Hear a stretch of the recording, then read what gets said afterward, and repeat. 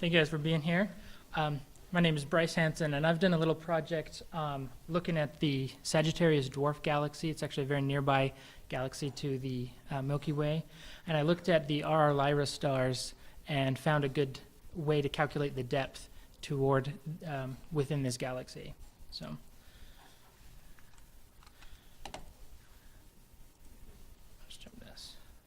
So the first thing I did was I gathered information from the Optical Gravitational Lensing Experiment, or OGLE for short.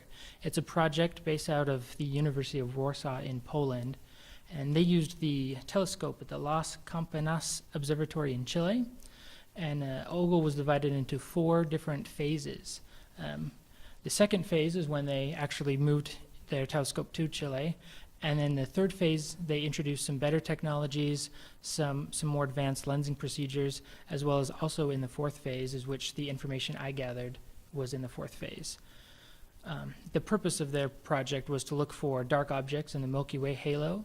They actually found quite a few candidates for extrasolar planets, black holes, and variable stars.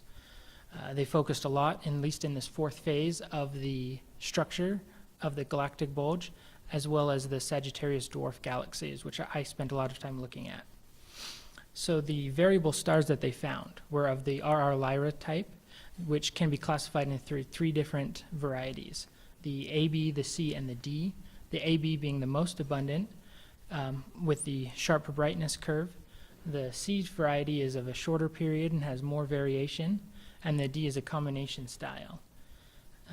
As far as Lyraes go, they are old, low-mass stars with periods usually less than a day, very short periods, and they have a very consistent absolute magnitude, which is an important feature in finding distance. It makes them a very useful standard candle. It's just a way of describing that it can determine distance intergalactically, galactically and intergalactically as well. And this here is a phase diagram, or the light diagram of the Lyrae, the brightness curve. So as far as the Sagittarius Dwarf Galaxy goes, it's a very near to us, and it gives us a lot of information to astronomers about the nature of our own Milky Way, including formation styles and things like that. Here, this graph shows the Sagittarius stream being the bulk of the galaxy has been wrapped around the Milky Way, and it shows a couple of different variations of it. And so as far as some background information that is useful for the project that I ended up doing, the coordinates that OGLE measured things in was the right ascension and declination style.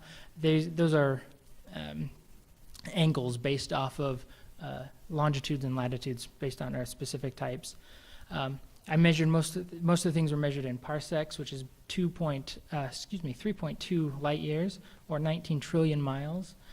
For a rough estimate for you, the distance from Earth to the center of the galaxy is 8,000 parsecs, while the Milky Way entirely is across is roughly 30,000 parsecs across.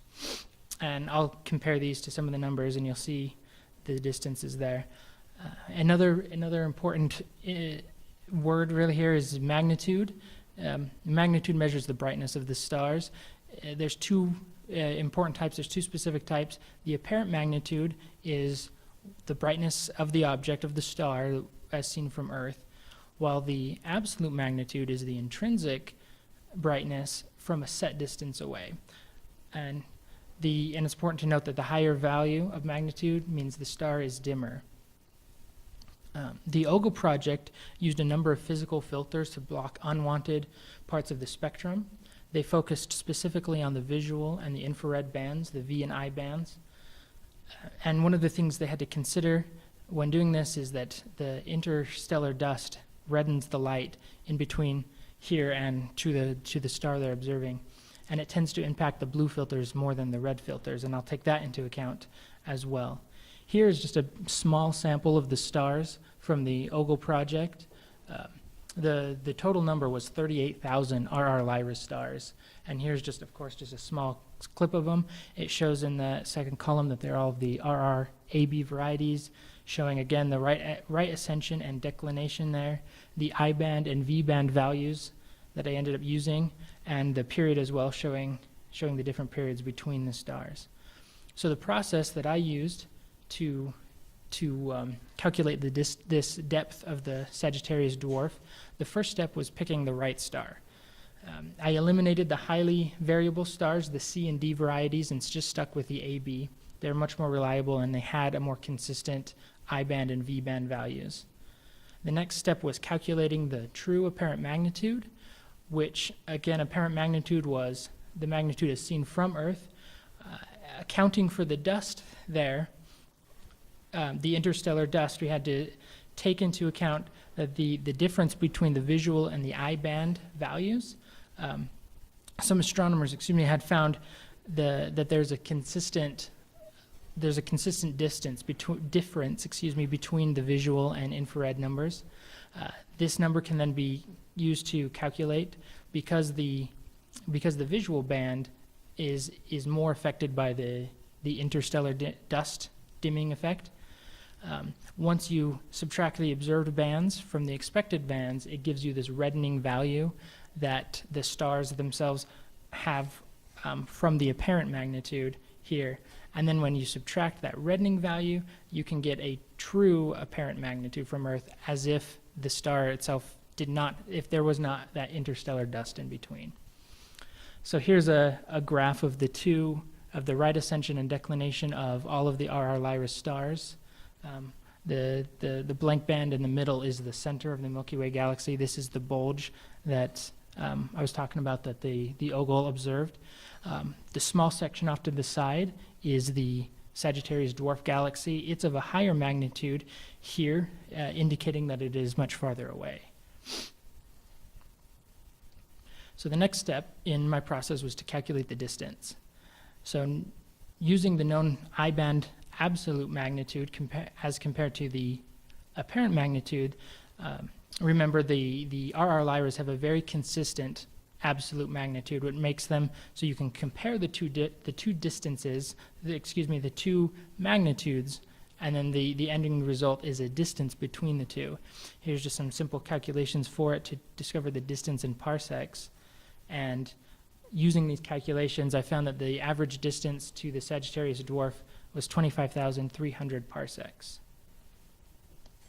Here's a histogram put together of the total number of stars in each particular distance.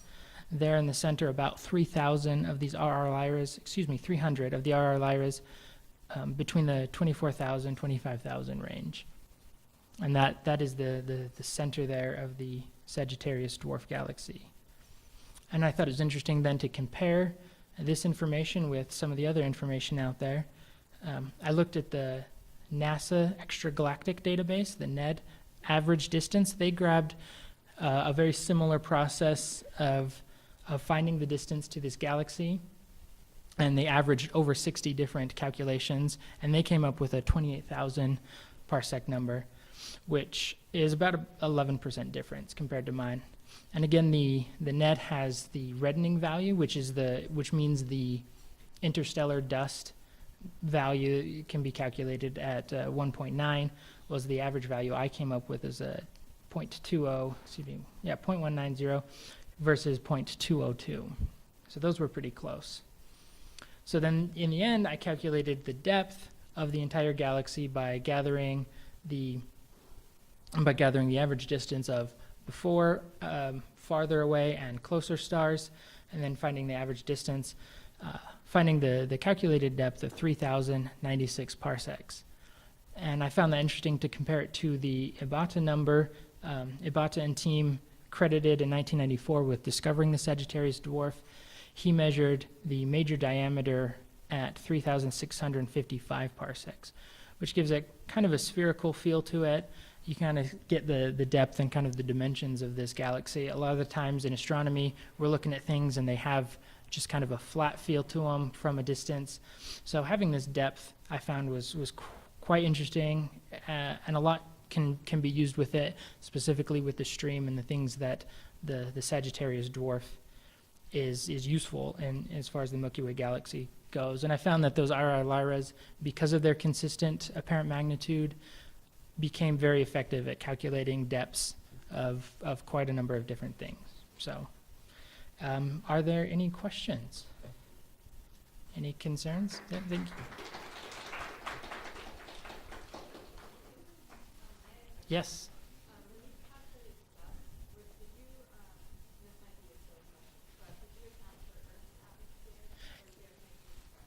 No, that was included in the general calculations.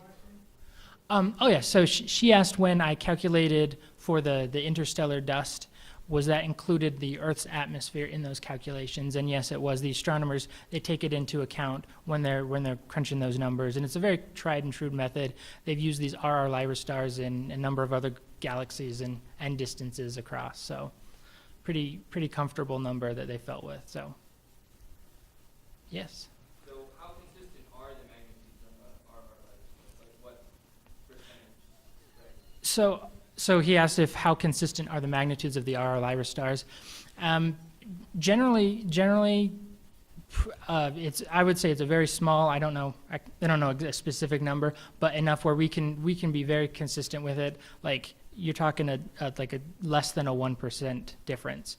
Enough where we can be very comfortable using these numbers, and the calculations are very accurate. Yes. Yeah. Why not? So when you're looking at the RR Lyrae stars, how do you decide that one's an AB and not a C? It depends a lot basically on the period and the brightness curve. I showed you that brightness curve there. It was a very sharp curve for the ABs.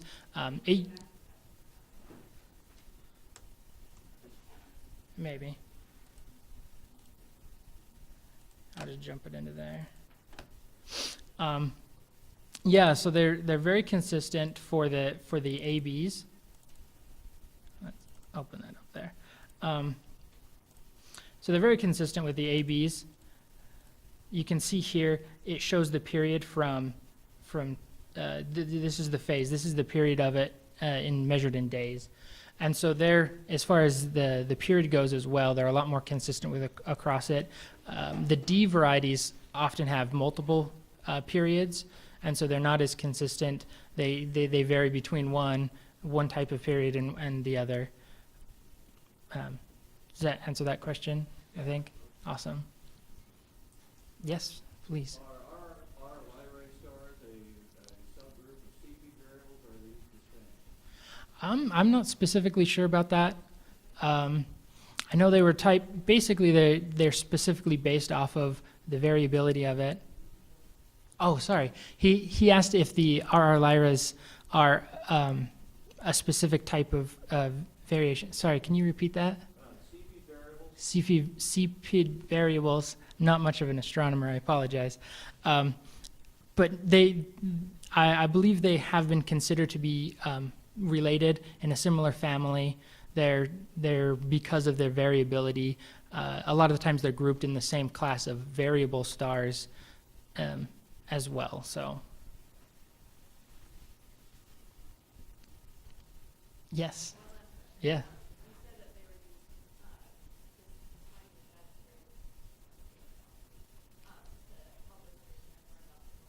Mm-hmm. Well, so they've looked at it and they've followed it. Let me repeat the question. So, the how the Sagittarius dwarf gives us information about the Milky Way, what kind of information it can tell us. When looking at it, a lot of astronomers who have focused on the Sagittarius dwarf have been modeling the history of it, where it's been, how it's traveled across the Milky Way. I think I've got one right here. So this here is the stream around the Milky Way, the small little, I don't know, so you see my mouse there. Whoops. The small little dot in the center, that's the center of the Milky Way. So as the stream is being watched, they can find which stars belong to the Sagittarius dwarf based on age and other varieties, and they can follow it across and have determined kind of its past and seen, so where has the Milky Way been within the last so many billion years, and how they calculate it that way. And I feel that having kind of a depth to it, a 3 dimensions, adds one whole nother level to how we can calculate, how we can follow the effect of both galaxies on each other, really. Anyone else? Thank you.